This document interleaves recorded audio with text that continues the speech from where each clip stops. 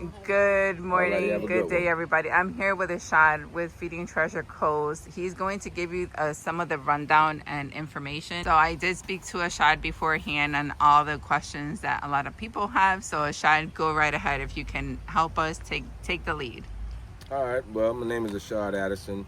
On behalf of Treasure Coast Food Bank, I'm responsible food distributions. It is open to the public. No identification or anything of that needed for that moment in time for wherever you are at the location. You would just need to show up. We do have a intake form, is what we like to call it, with a little bit of demographical information, county, city that you live in, how many in your household, name. It does have a income chart on it that is based off a federal stance of how many people are in your home. So that number's corresponding. Does not necessarily mean that it's a factual number for you per se as an individual.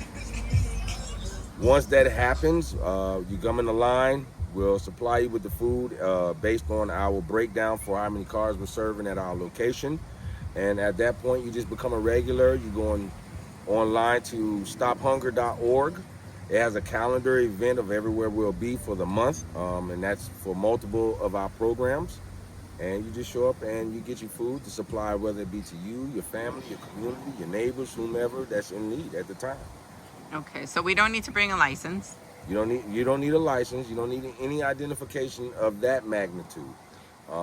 If you A lot of people bring licenses who English may not be their first language, and they have to fill out the form or whatever else. They'll supply the license, so we can fill out that demographical component of the intake form.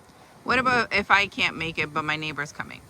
If your neighbor is here, your neighbor, she can bring your ID if she wants to show verification that she is picking up for another individual. It's not mandated. Or she could just go around the line twice, and she simply will receive her order the first time, and then the second time around she will fill the intake form out with the neighbor's information. But we do have a maximum of 2 trips, period. No matter what it may be. I understand that some families are bigger than others, or there's multiple families in one vehicle because they can't move.